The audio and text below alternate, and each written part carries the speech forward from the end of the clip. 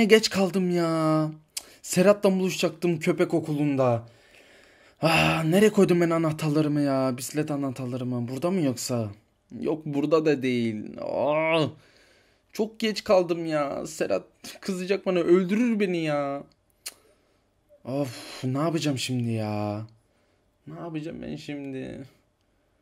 Babama mı sorsam? Evet evet, bir babama sorayım ya. Hey, hadi gel çabuk gitmemiz lazım. Geç kaldık zaten köpek okuluna. Hadi gel, babama bir sormam lazım. Merhaba baba. Bisiklet anahtarlarımı bulamıyorum da o köpek okuluna gitmem lazım. Serhat orada bekliyor. Geç de kaldım. Çok kızacak bana şimdi. Sürebilir misin beni diye soracaktım. Selçuk, iyi de ama kusura bakma, yani işe gitmem lazım. Maalesef oraya yürüyerek gitmen lazım sen de. Oo hayır ya, çok uzun sürecek ya. Çok kızacak bana Serhat şimdi. Neyse, o zaman ben de gideyim. Hadi görüşürüz baba. Hadi hadi gel, acele etmemiz lazım. Nereden gitsek ya? Bir bisikletin yanına gideyim ya. Belki anahtarı orada kaybetmişimdir. Evet. Yok, burada da bisikletim burada ama anahtar yok burada. Dur. Ya, hiç de kilitlemedim ya bisikletimi. Doğru ya, sürebiliriz. Hadi gel. Hadi gel gel, acele etmemiz lazım. Hadi gel. Serhat da bekliyor. Öldürecek şimdi beni birazdan geç kalırsak. Hadi gel. Merhaba Serhat. Kusura bakma, çok geciktim. Ha Selçuk, nerede kaldın ya? Bekliyorum durmadan seni buradan. Kusura bakma Serhat ya. Kusura bakma. Bisikletim, anahtarımı aradım da. Em, şey. Bu mu senin yeni köpeğin? Evet evet, bu benim yeni köpeğim. İsmi Zimba. Bayağı da tatlıymış.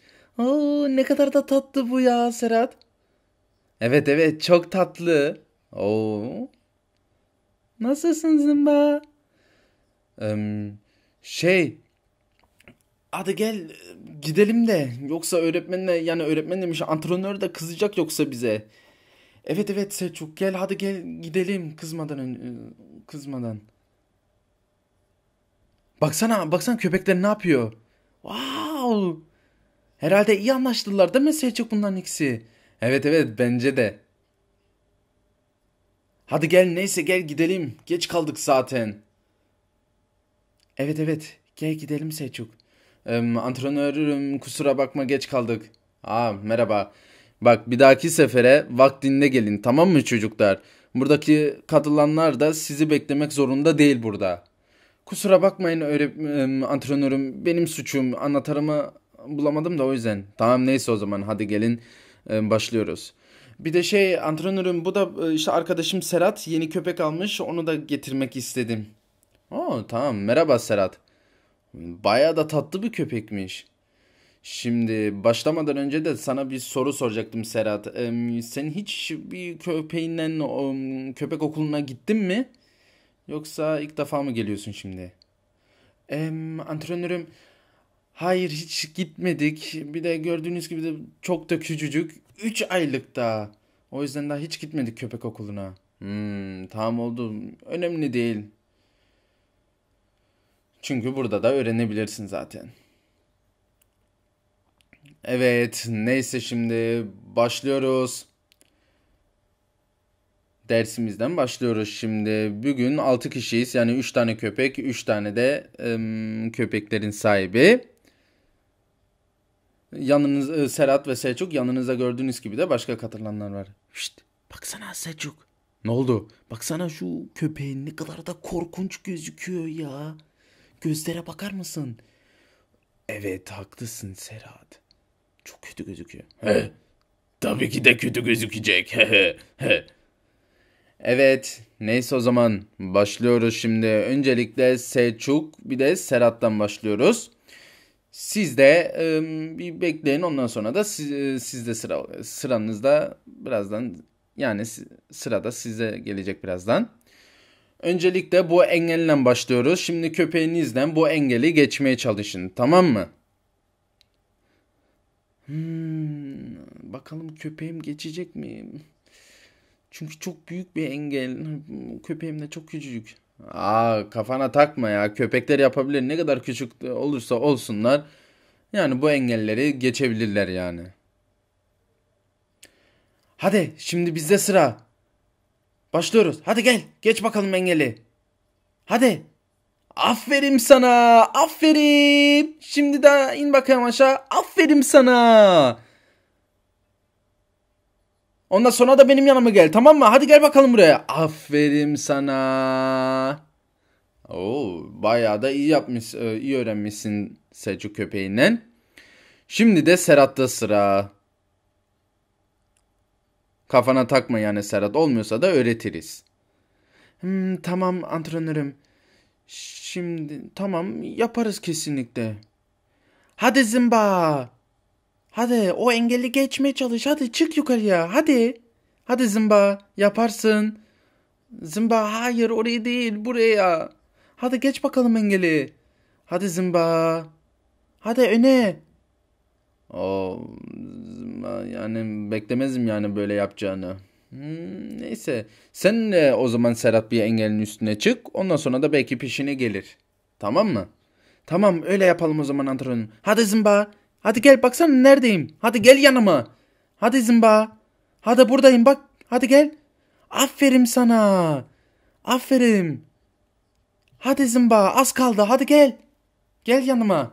Aferin sana. Aferin oğluma. Gel bakalım buraya. Gel. Aferin sana Zımba. Gel bakalım Zımba. Aferin Serhat. Yani bayağı da iyi gözüktü. Serhat kafana takma tamam mı? Yavaş yavaş alışır zaten köpekte. Aferin sana Serhat. İyi yaptın. Wow. Evet çocuklar iyi yaptınız. Yani çok kolay bir engeldi. Şimdi birazdan da bir zor bir engele geçeceğiz zaten. Arkanızdaki engeli de görüyorsunuz zaten. Yani birazcık bu engel daha büyük ama yapabilirsiniz kesinlikle. Size güvenebiliyorum. Tamam hadi gel bakalım buraya. Hadi gel aferin hadi çık bakayım şimdi oraya. Hadi. Hadi oğlum. Aferin sana. Aferin birazcık daha öne git. Aferin sana. Gel şimdi yanıma. Bak buradayım. Gel yanıma. Hadi gel. Oo. Uf, çok zor bir hengele benziyor ya. Zımba yapar mı bilmiyorum ki. Umarım yapar. Hadi gel bakalım bana. Az kaldı hadi. Hadi gel. Yavaş yavaş. Aferin sana. Aferin oğluma. Dünyanın en iyi köpeğisin sen. Gel bakayım buraya. Hak ettin. Al bakayım bunu. Evet, Selçuk'u gördün. Şimdi de seninle sıra Serhat. Bakalım yapabileceğim mi? Yani Zımba yapabilecek mi? Oy oy oy oy oy. Yapabilir miyim acaba? Çok da zor gözüküyor. Yapar Zımba ama. Hadi Zımba. Yaparız değil mi? Hadi. Aferin sana. Hadi. Strese girme Zımba. Yavaş yavaş. Zamanımız var. Hadi yavaş yavaş. Hadi. Hadi çık bakalım.